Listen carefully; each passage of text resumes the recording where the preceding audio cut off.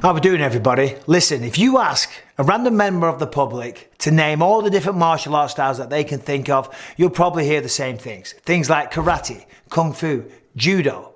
But if you ask the average UFC fan to talk about fighting styles which were effective in real life combat, you'd hear some different things. You'd hear Brazilian Jiu-Jitsu, wrestling, boxing, Thai boxing, things of that nature. But the reality is, throughout the earth, there's 200 different styles of martial arts, with many, many others that were simply forgotten throughout history. Now, some of these martial art styles are more civilized or sportier versions of older martial arts. For example, judo, that was created in the late 1800s as a sport version of Japanese jiu-jitsu. And there's other martial arts that came and just put a spin on an existing martial art. I'm talking about Brazilian jiu-jitsu. That took the ground fighting element of Japanese jiu-jitsu, which is a little bit basic, and then the Gracies improved it drastically beyond recognition. And of course, as I say, we now call that BJJ. But of course, there is dozens of other ones that cashed in on pop culture crazes like ninjutsu and the many different styles of Jeet Kune Do, which wouldn't be effective in a real life situation, let's be honest. But there are some martial arts which are still in existence to this day, which were created out of necessity. And these were created in times when there was no law enforcement whatsoever, when you had to defend your reputation as somebody who was not to be messed with because your life may depend on it. And some of them are every bit as brutal and dangerous today as they were when people relied on these skills to literally fight to the death.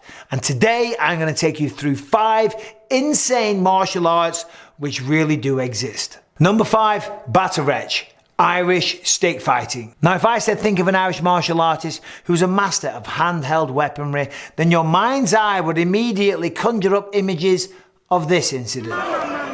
But Conor McGregor wasn't the first Celtic warrior to recognise the offensive capabilities of tubular weaponry. Irish stick fighting, Batarech, is a stick fighting martial art unique to the Emerald Isle that dates back hundreds of years, and some historians say it was invented by rural people that couldn't afford a sword. And the peak of Batarech came about 300 years ago, early in the 19th century. At this time, almost every man in Ireland would carry a shillelagh with them.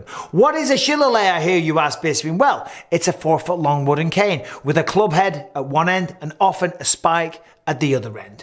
Young men would practice endlessly. Several styles, as different as kickboxing is to Thai boxing, were also developed, and it became half sport, half gang fight. A champion would dare challengers to face him at a fair, a festival, or outside a pub. He would lie his coat on the ground, and anyone who would dare to fight him would step onto the coat, and as soon as foot touched cloth, it was on.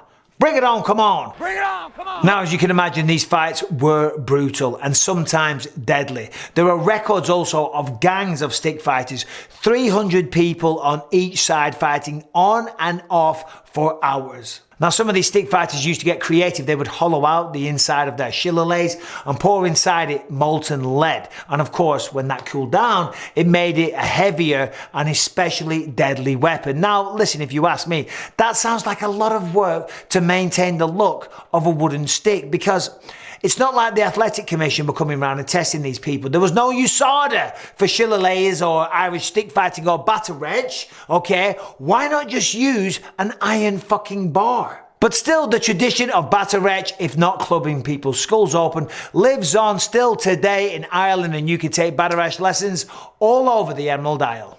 Number 4, Can. French walking stick fighting.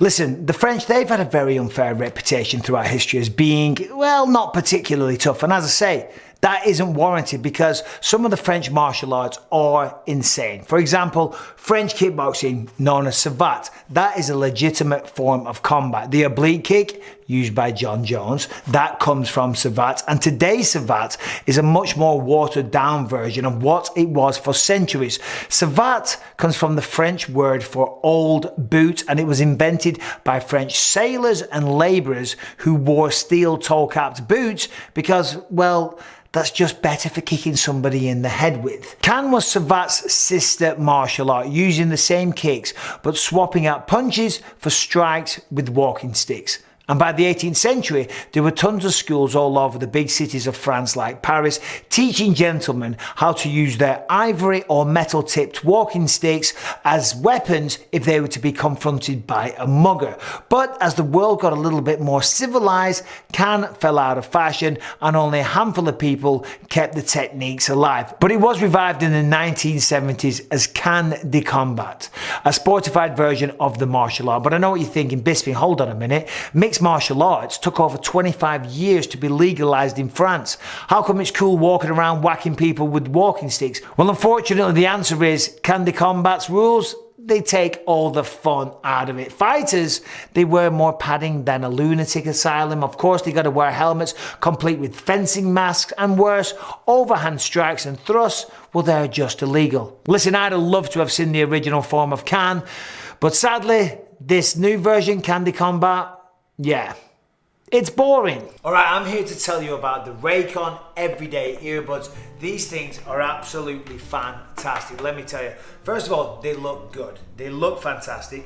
They feel fantastic, but more importantly, because they're headphones, they sound absolutely fantastic. And with the customized gel tips, right, you can fit them in any ear you want. Listen, look at my ears. They're a mess. That is years in the octagon, so my ears are all messed up. Generally, I can't wear earbuds, and that is an absolute fact. They just won't go in.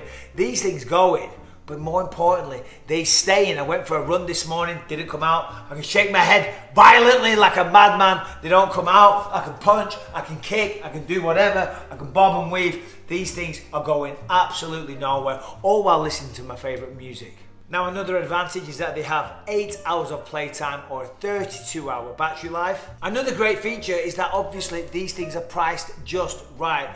You get all the excellent audio quality that you're looking for without breaking the bank. In fact, they're coming in about half the price of the premium audio earbuds. So look, it's no wonder that these little bad boys, the Raycon Everyday Audio Earbuds, they have over 48,000 5-star reviews. So I suggest you check them out, because honestly, you will not be disappointed. So, if you want to give these things a try, by the way, it comes in this lovely little charging case as well. If you want to give these things a try, and I suggest you do, honestly, it sounds like a hard sell. I can't use earbuds. These things go in fine, they feel great, they sound great, which is important, we're all looking for that, and it's really good value for money. If you go to buyraycon.com/Bisping, you're going to get 15% off, or you can just click the link in the episode description down below. Number 3, rough and tumble. Now listen, there has never been a more innocent sounding name for such a brutal pastime. I mean, a bit of rough and tumble. That sounds like I'm explaining to Rebecca how Lucas and I have smashed one of her favourite plant pots, or perhaps something that certain fighters might pay something a bit extra for at a strip club.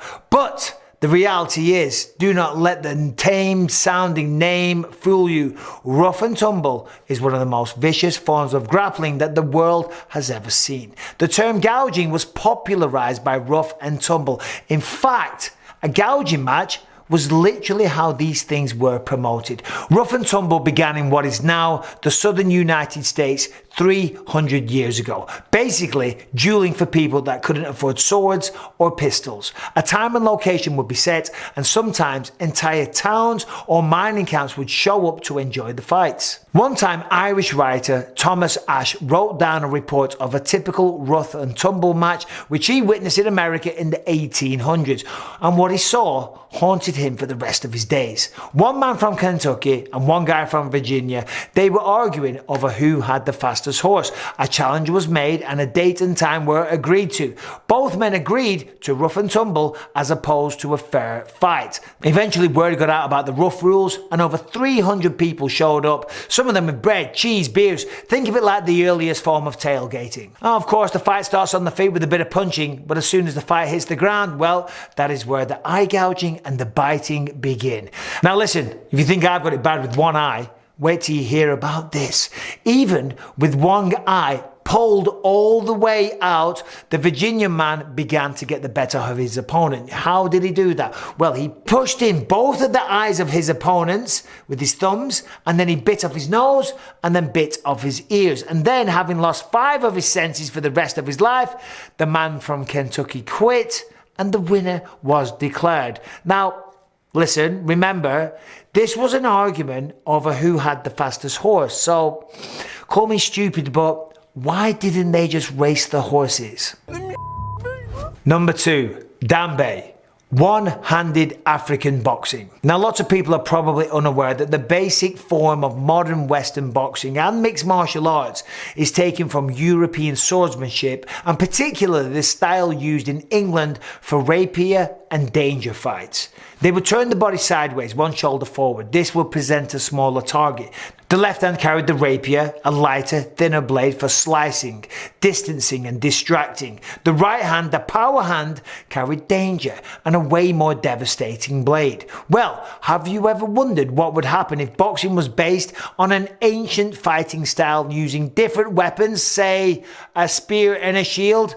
Well, wonder no more, because let me introduce you to the African combat sport of Dambe. In many parts of Africa, the apex weapons of old were a spear and a long, lightweight shield. This would protect you from your opponents, perhaps from an animal during a hunt, and it could also be used as a shade from the sun on a very, very hot day. Now, Dambe uses the same stance, defense, and attacks as those ancient warriors. They stand very far back and they utilize a lot of running and jumping attacks. The left hand, that's the shield, can only be used to block, parry, and grab. The right hand and most of the arm wrapped in rope and gauze, and so much rope was used that the fist is basically entombed and the arm becomes almost like a long club. And they can also kick and sweep, and this sport is still massively popular to this day, even among children in Nigeria. You can take a look at it on YouTube if you just Google Dambe. Now, you win this fight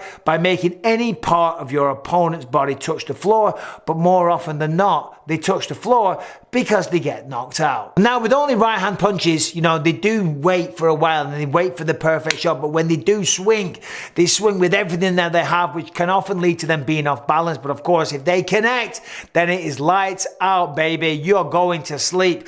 Basically, it's like watching any Dan Henderson fight you've ever seen. Apart from these guys, they probably speak better English.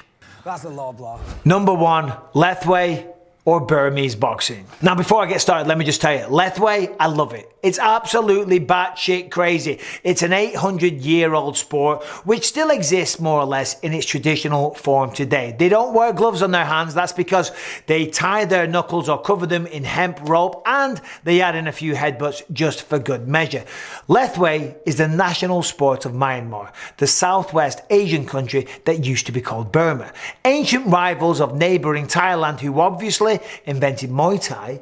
Thai boxing is known as the art of the 8 limbs. Well, Burma, they wanted to outdo them, so they called Lethwei the art of the 9 limbs, with the 9th, of course, being the good old-fashioned headbutt. For 8 centuries now, Lethwei has been popular as both military training and as a sporting attraction. Matches were big deals at villages during religious festivals, market days, and even funerals of important people. And you thought it was only your drunk uncle that headbutted people at a funeral. Now listen, Lethwei is not just Thai boxing with headbutts thrown in.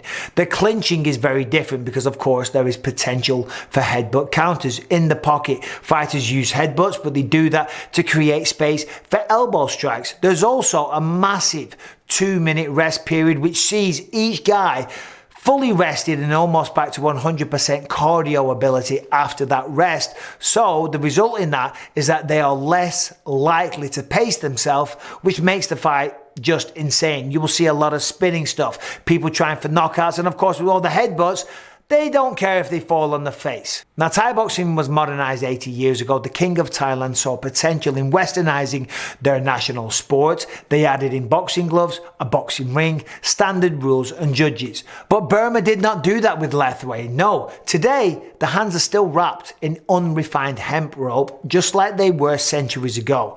And the fighters even tie little tiny knots in the rope in the hope that they could cut opponents' eyes with them. However, one concession to safety is that they no longer dip their hands in tar and then into crushed seashells. Now, this idea, you've probably seen it in the Van Damme movie Kickboxer, where they dipped in broken glass, okay? But seashells, let me tell you, are even worse, and some historical reports talk about faces completely being shorn off. And Lethwei is still popular today in Myanmar and beginning to get a following internationally. Watching it is like taking a time machine back to martial arts were totally insane.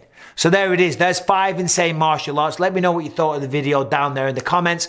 And if there's any martial arts styles that you think I missed, then of course I would love to hear from you. Thank you very much for watching. Subscribe, ring the bell, enjoy the rest of your day.